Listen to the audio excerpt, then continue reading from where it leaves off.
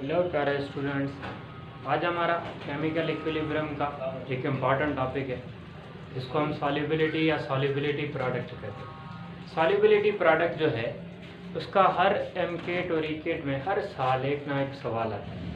तो चलें सॉल्व उसको कैसे सीखना है, उसमें क्या क्या चीज़ें और कौन सी चीज़ें इम्पॉर्टेंट हैं, तो आज उसको क्लियर करते हैं। ठीक है, तो पहले अपने पेन और कॉपी निकालें, हेडिंग दें solubility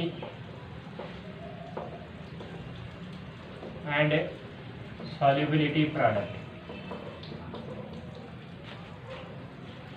solubility product पहले solubility को पढ़ते हैं, फिर हम solubility product को पढ़ेंगे।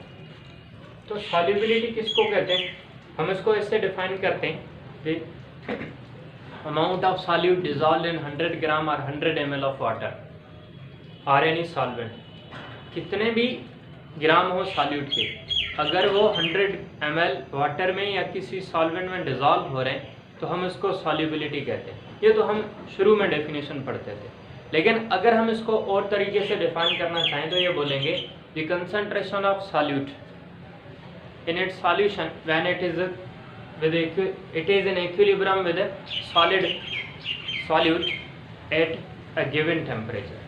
अगर किसी सॉल्यूट का कंसंट्रेशन उसी के सॉलिड के साथ जो सॉल्यूशन में मौजूद है उन दोनों के बीच में इक्विलिब्रियम है किसी फिक्स टेम्परेचर पे, तो हम उसको भी क्या कहते हैं, सॉल्युबिलिटी कहते हैं। पहले डेफिनेशन लिखें फिर आगे चलते हैं। द अमाउंट ऑफ सॉल्यूट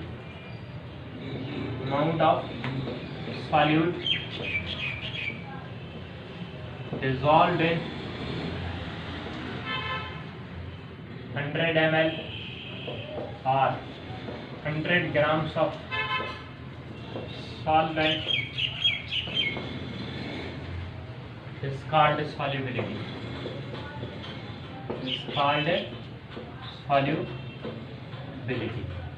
हर एक सॉल्वेंट की सॉल्युबिलिटी चेंज होती है, सॉल्यूट की। कोई सब्सटेंस ज़्यादा डिजॉल्व होता है, कोई सब्सटेंस कम डिजॉल्व होता है, कोई जल्दी डिजॉल्व हो जाएगा, कोई लेट से डिजॉल्व होगा। हर एक सब्सटेंस की सॉल्युबिलिटी चेंज होती है।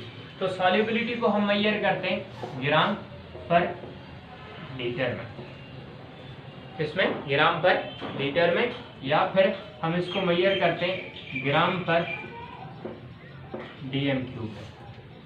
नेक्स्ट चीज, ये कुछ चीज़ों पर डिपेंड करती है सॉल्युबिलिटी, मतलब जो फैक्टर्स हैं डिपेंड्स अपॉन, नंबर 1 है हमारे पास टेम्परेचर, नंबर 2 है प्रेशर, प्रेशर सभी के लिए नहीं, सिर्फ और सिर्फ गैसेस के लिए, और थर्ड वन है हमारे पास nature of solute and solvent, nature of solute and solvent. हर किसी सॉल्वेंट और सॉल्यूट की नेचर चेंज होने की वजह से सॉल्युबिलिटी भी चेंज होती है। तो सबसे पहला फैक्टर है हमारे पास टेम्परेचर। अभी किसी सॉलिड की सॉल्युबिलिटी ज़्यादा होगी अगर टेम्परेचर ऑफ सॉल्वेंट बढ़ा दे तो। फॉर एग्जांपल, इसका एक मिसाल लेते हैं। हमारे पास एक कंटेनर में कोल्ड वाटर है, एक कंटेनर में हमारे पास हॉट वाटर है।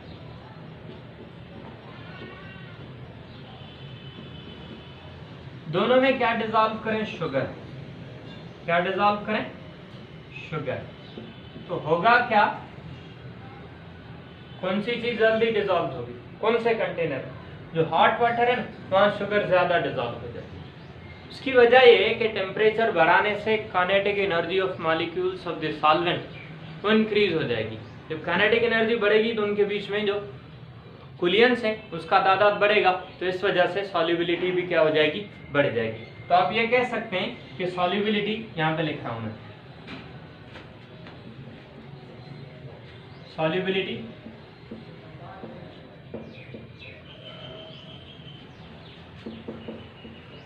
Directly proportional to temperature for solids and liquid. Gases के लिए अपोजिट होगा। गैसेस में ऐसे होता है कि टेम्परेचर बढ़ाने से गैसेस की सॉल्युबिलिटी डिक्रीज होती है। ये किसके लिए है, लिक्विड हो या ज़्यादातर सॉलिड हो। लिक्विड बहुत कम यूज करते हैं, ये भी याद रहे आपको। लेकिन अगर गैसेस के लिए हो तो फिर हम ऐसे लिखेंगे solubility inversely proportional to temperature for gases. ये आपके लिए इंपॉर्टेंट चीज़ें, ये आपको याद रखनी पड़ेगी। दूसरे फैक्टर के मुताबिक अगर हम प्रेशर वाली बात करें तो प्रेशर अप्लाई होगा फॉर गैसेस, सॉलिड और लिक्विड के लिए बहुत कम अप्लाई होता है। तो नेक्स्ट चीज, इसमें एक साइंटिस्ट है जिसने लॉ दिया था, हेनरीज लॉ, हेनरीज लॉ जिसको हम कहते हैं। उसके कहने का मतलब ये था कि अगर सॉल्युबिलिटी बढ़ानी है किसी गैस की तो प्रेशर को बढ़ाना पड़ेगा। It mean solubility directly proportional to pressure for gases. कैसे? इसका मैं एक एग्जांपल देता हूँ आपको। जो कोल्ड ड्रिंक्स है, सॉफ्ट ड्रिंक्स जिसको हम कहते हैं, उनमें प्रेशर होता है, उसके अंदर गैस डिसॉल्व की जाती है हाई प्रेशर पर, क्योंकि गैसेस की डेंसिटी कम होने की वजह से वो कभी भी लिक्विड के साथ डिसॉल्व नहीं हो सकती। फिर क्या करना पड़ेगा, उस प्रेशर को बढ़ाएंगे तो डेंसिटी ऑफ गैस भी बढ़ेगी। उसकी वजह ये है, प्रेशर बढ़ेगा तो वॉल्यूम कम होगा, वॉल्यूम कम होगा तो डेंसिटी बढ़ेगी, जिसकी वजह से जो गैस है CO2 स्पेशली, वो क्या करते हैं, उसको हाईली प्रेशराइज करके गैस लिक्विड में डिसॉल्व करते हैं, जिसकी वजह से हम ये कह सकते हैं कि solubility is directly proportional to pressure for gases. इसका एग्जांपल अगर आप याद करना चाहें तो आप याद कर सकते हैं, such as a cold drinks. जितनी कोल्ड ड्रिंक्स हैं वो किसके बेसिस पे बनाए जाते हैं, हेनरीज लॉ के मुताबिक। थर्ड फैक्टर है हमारा nature of solute and solvent. इसके लिए आप एक चीज याद रखें कि हर सब्सटेंस जैसे साल्ट है वो सभी सॉल्वेंट में डिसॉल्व नहीं हो सकता। साल्ट को आप पेट्रोल में डिसॉल्व करें और वाटर में डिसॉल्व करें तो वाटर में डिसॉल्व हो जाएगा साल्ट, साल्ट पेट्रोल में डिसॉल्व नहीं होगा। इट मीन्स सॉल्यूट और सॉल्वेंट की नेचर एक जैसी होनी चाहिए, या तो दोनों पोलर होने चाहिए या फिर दोनों नॉन पोलर होने चाहिए। इस वजह से हम एक चीज लिखते हैं कि नेचर ऑफ जो सॉल्यूट एंड सॉल्वेंट है वो इस चीज को फॉलो करता है, लाइक डिसॉल्व लाइक। इसका मकसद ये है कि अगर कोई पोलर चीज है तो किसको डिसॉल्व करेगी, पोलर को dissolve, polar dissolve polar and non polar dissolve non polar.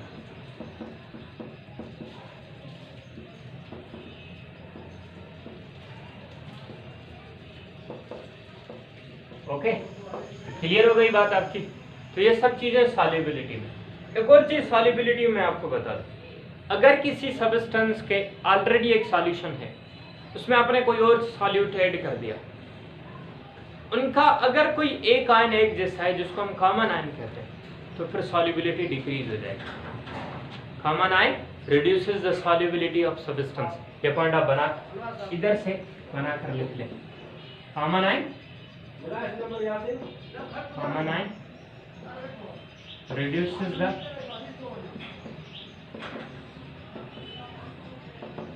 solubility। ये पॉइंट आपको याद है, लेकिन सभी में नहीं, एक आधा एक्सेप्शनल भी है, लेकिन ऑलमोस्ट जो है वो कॉमन आयन क्या करता है, सॉल्युबिलिटी को कम करता है। क्लियर हो गया सॉल्युबिलिटी? इसमें कोई कंफ्यूजन, कोई चीज आपको पूछने जैसी है? डन, लिख लिया? ओके, चले आगे। ठीक है बेटा, अब आते हैं हम सॉल्युबिलिटी प्रोडक्ट पे। सॉल्युबिलिटी प्रोडक्ट,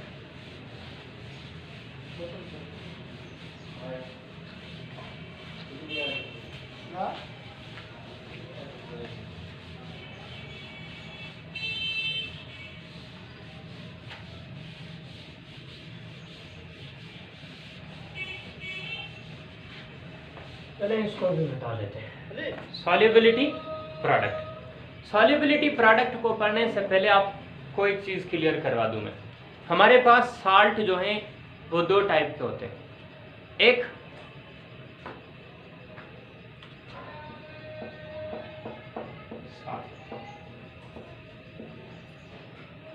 एक कंप्लीटली सॉल्युबल,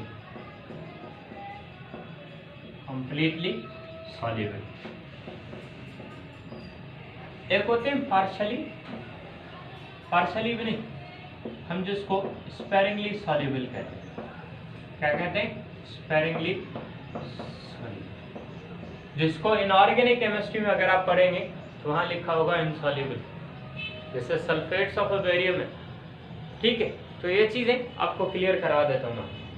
कंप्लीटली सॉल्युबल कौन कौन सी चीज़ें होंगी, किसके साथ कंप्लीटली सॉल्युबल, कुछ चीज़ें आपको क्लियर करनी है। सबसे पहला, कोई भी नाइट्रेट हो, ऑल नाइट्रेट्स आर सॉल्युबल। किसी भी चीज का नाइट्रेट हो मोस्टली वो वाटर के अंदर क्या होगा, सॉल्युबल होगा। ठीक, next sodium, potassium, rubidium, caesium and ammonium salts, ammonium salts are soluble, ammonium salts are soluble।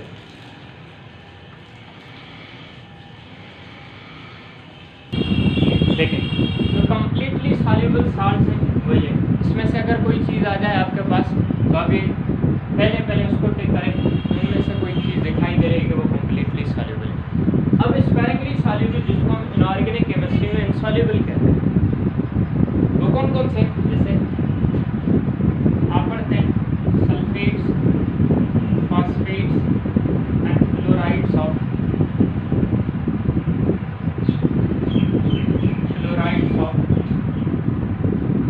Strontium and barium.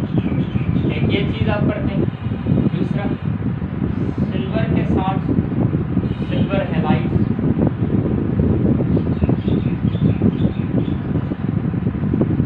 Sparingly soluble. ये जो चीज़ें हैं ये स्पेरिंगली सॉल्युबल।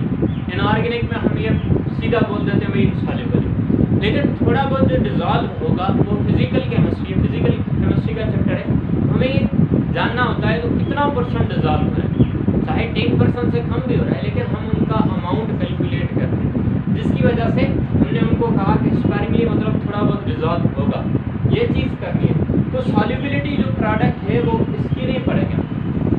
पहली पॉइंट ये आपको याद है, solubility product is only valid for sparingly soluble. हम किसकी सॉल्युबिलिटी प्रोडक्ट पढ़ेंगे, स्पेरिंगली सॉल्युबल, कंप्लीटली सॉल्युबल की नहीं। क्लियर हो गया, चलिए आगे।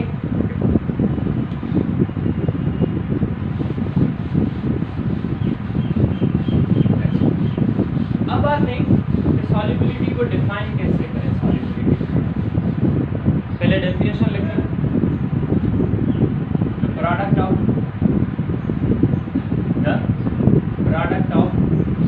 Ionic concentration of sparingly soluble salt, sparingly soluble salt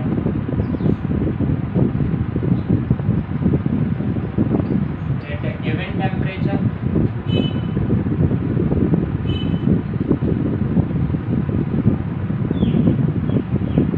किसी फिक्स टेम्परेचर पे जो स्पेरिंगली soluble salt है उनके आयंस की कंसंट्रेशन को जब हम मल्टीप्लाई करेंगे तो हमें क्या मिलेगा, सॉल्युबिलिटी।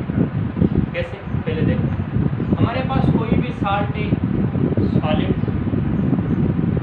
जब हम इसको किसी सॉल्वेंट में डालेंगे तो पहले वो किस कंडीशन में जाएगा, थोड़ा बहुत अमाउंट उसका, क्योंकि स्पेरिंगली सॉल्युबल है तो पहले वो किस में जाएगा, एक्वियस सॉल्यूशन में। थोड़ा सा फॉर एग्जांपल ऐसे समझ लें, हमारे पास 10 ग्राम है, उसमें से 5 ग्राम कन्वर्ट हो गए किसमें, एक्वियस सॉल्यूशन। अब जो एक्वियस वाली कंडीशन है वो टूटेगी किसमें, आयंस में, प्लस बी माइनस। क्लियर हो गया। अब हम जनरली ये चीज़ बीच वाला टर्म नहीं लिखते, तो शॉर्टकट में हम ये लिखते हैं कि ए बी साल्ट है, सॉलिड है, उसको हम डायरेक्टली लिखेंगे, ये वाला नहीं लिखते, क्या लिखेंगे, ए एक्यू प्लस बी। क्लियर हो गया। अब इसका कैसी वैल्यू लिखना आपको पता होगा, क्योंकि इनके बीच में क्या है, इक्विलिब्रियम आएगा। लिखो concentration of A, concentration of B upon concentration अब एक और चीज आप पढ़ कर आए कि केसी में हम सॉलिड की कंसंट्रेशन कांस्टेंट ले सकते हैं। पढ़ा था, याद होगा, इनिशियली केमिकल इक्विलिब्रियम में टॉपिक पढ़ा था, लॉ ऑफ मास सेक्शन। तो उसके मुताबिक अगर हम इसको सॉल्व करना चाहें तो इसको ऐसे लिखें, KC into concentration of heavy equals to concentration of A plus and concentration of B minus.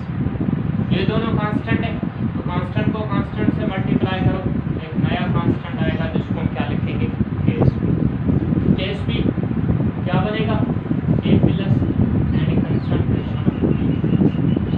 ठीक, ये हमें वैल्यू मिल गया। इस केसी वैल्यू के मुताबिक, केएसपी वैल्यू के मुताबिक अगर आप देखना चाहें तो ये चीज मिलेगी। हमने क्या लिखा था, product of ionic concentration of sparingly soluble salt. Ions की कंसंट्रेशन को आपस में मल्टीप्लाई करो, आपको क्या मिल जाएगा, केएसपी वैल्यू। क्लियर हो गया डेफिनेशन, उसके फार्मूला डन। अभी आते हैं कुछ चीजें आपको जो इम्पोर्टेंट याद रखनी। सबसे पहला वैल्यू, पहली पॉइंट कि आपको केएसपी तब कैलकुलेट करनी है जब सॉल्यूशन सैचुरेटेड हो जाए। जब क्या हो जाए, सॉल्यूशन सैचुरेटेड हो जाए। इसके लिए ये चीज आपको याद रखनी है कि जितना अमाउंट डिसॉल्व कर सकता है, हो सकता है वो कंप्लीटली हो जाए।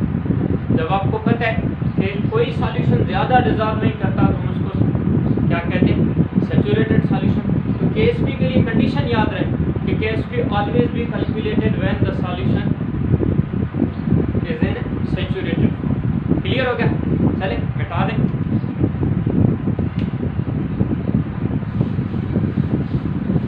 अब आते हैं, ये पॉइंट्स लिखते हैं।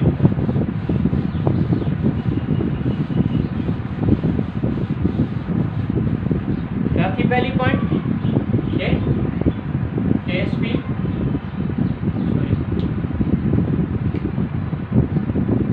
Calculated when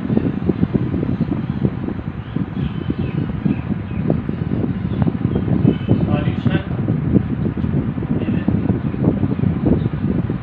saturated. तब हम केएसपी कैलकुलेट करेंगे जब सॉल्यूशन की नेचर कौन सी होगी, सैचुरेटेड नेचर। नेक्स्ट, केसी और केएसपी दोनों कांस्टेंट है।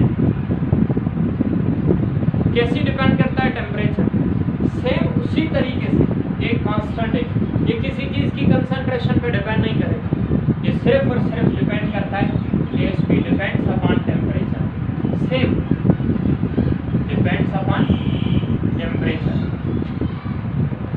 टेम्परेचर पे डिपेंड करेगा। थर्ड वन जो चीज हमारे पास वो ये है कि Ksp value independent from the concentration. ऐसे नहीं कि कंसंट्रेशन बढ़ा दी तो अपने केएसपी बढ़ जाएगा, नहीं, केएसपी एक कांस्टेंट है। कांस्टेंट कभी भी किसी और फैक्टर या कंसंट्रेशन पे डिपेंड नहीं करेगा। इसी सेम तरीके से जैसे केसी डिपेंड करता था टेम्परेचर पे, इसी तरीके से केएसपी डिपेंड करेगा। नेक्स्ट वन, केसी का जो यूनिट था वो डिपेंड करता है डेल्टा एन पे, याद होगा आपको।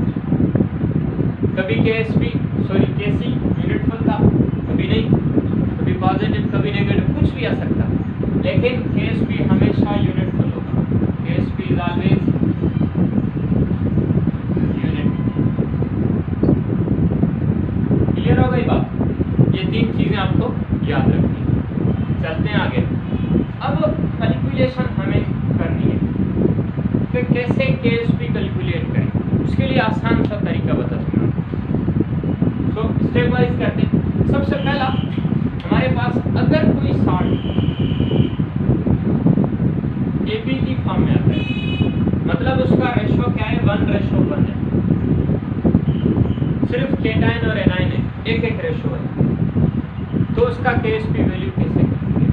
लेकिन उसके लिए आप याद रखें, for example AB solubility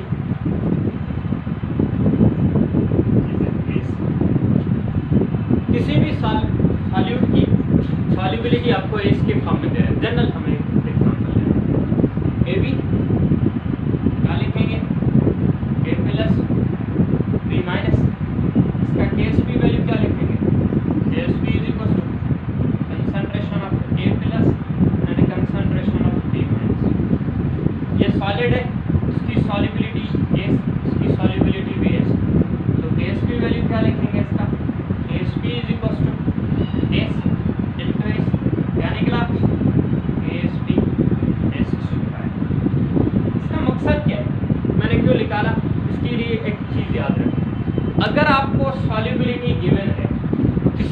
concentration की वो ग्राम पर मोल या लीटर में दे रहा है, तो आपको सॉल्युबिलिटी प्रोडक्ट फाइंड करने के लिए, केएसपी फाइंड करने के लिए क्या करना पड़ेगा, उसकी सॉल्युबिलिटी को मोल पर लीटर में कन्वर्ट करो पहले।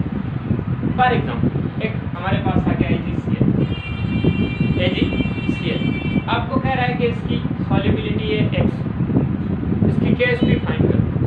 क्या करेंगे आप, पहले क्या करो, इफ सॉल्युबिलिटी इज ए ग्राम पर लीटर है, क्या करो आप उसकी सॉल्युबिलिटी को डिवाइड करो उसके मास के साथ, जो जवाब निकलेगा उसको इस पावर, क्योंकि इसका रेशो क्या है 1:1 है। सभी क्वेश्चंस को आप, लेकिन कंडीशन याद रहे कि अगर किसी भी साल्ट की सॉल्युबिलिटी आपको ग्राम पर लीटर में दे रहा है, मोलरिटी कंसंट्रेशन की फॉर्म में नहीं दे रहा, क्या करना है, पहले उसको मास के साथ डिवाइड करें, टोटल कंपाउंड के मास के साथ, फिर उसको इस कंडीशन में लिखना। जैसे इनका रेशो क्या है 1:1, क्या करना है आपको, इसका ऊपर पावर 2 दे, जो सॉल्युबिलिटी है निकलेगी मोल पर लीटर में उसका पावर डबल कर दे, मतलब 2 कर दे, आपको सॉल्युबिलिटी। तो इस तरह के बहुत सारे साल्ट हैं, इसके साल्ट में लिख रहा हूँ, जैसे AgCl, AgBr, AgI,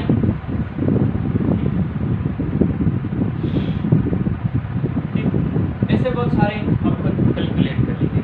क्लियर हो गया पार्ट 2 इसका। इन केस के अगर इनका कोएफिशिएंट या इनकी सॉल्युबिलिटी जो है वो 1:1 से ज़्यादा है, तो क्या करेंगे, चेक करें। नंबर, अगर किसी साल्ट का रेशो 1:2 आता है और 2:1 आता है, मतलब टोटल 1:2 और 2:1, तो क्या करें आप उसको लिखते हैं, चले AB2 से स्टार्ट है, A+ एंड 2B-, इसका KSP वैल्यू लिखें, KSP is equal to concentration of A+ into concentration of 2B, sorry B- whole square. इसकी सॉल्युबिलिटी क्या होगी S, तो इसकी सॉल्युबिलिटी क्या होगी 2S, S into 2S whole square, जवाब क्या आएगा इसका 4S है। इसको फिर से दोबारा एक एग्जाम्पल समझा, अगर किसी साल्ट की कंसंट्रेशन आपको सॉल्युबिलिटी मिली हुई है गैस की फॉर्म में, फिर आप क्या करें, उसको उसके मास के साथ डिवाइड करें, तो सॉल्युबिलिटी हमें किसकी फॉर्म में आ जाएगी, मोलरिटी की फॉर्म में, कंसंट्रेशन की फॉर्म में, फिर आप उसको 4S⁴ दें, सॉल्युबिलिटी का क्यूब करके 4 से मल्टीप्लाई करें, आपको आंसर। जैसे एक मिसाल लाता है कभी कभी Pb2 CrO4, इसका रेशो देखें क्या है, रेशो 1, क्योंकि टूटेगा Pb2 PbCrO4 -2 में, ठीक। तो ये आपका इसका क्वेश्चन इसके मुताबिक है। अगर आपको फिर भी कंफ्यूजन है तो आप पूछ सकते। चले इस तरह का एक और एग्जाम्पल AB3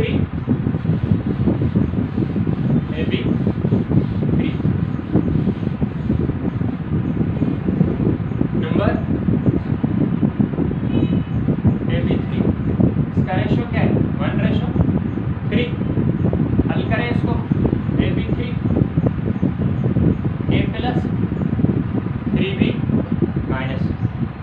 इसका KSP कौन बताएगा, डायरेक्ट बताएगा, क्या निकलेगा, शॉर्टकट करें, S 3S³ होगा, करें डायरेक्ट, चले S into 3S, जवाब क्या आएगा, 3 का क्यूब क्या होगा 27, S into S3 पावर,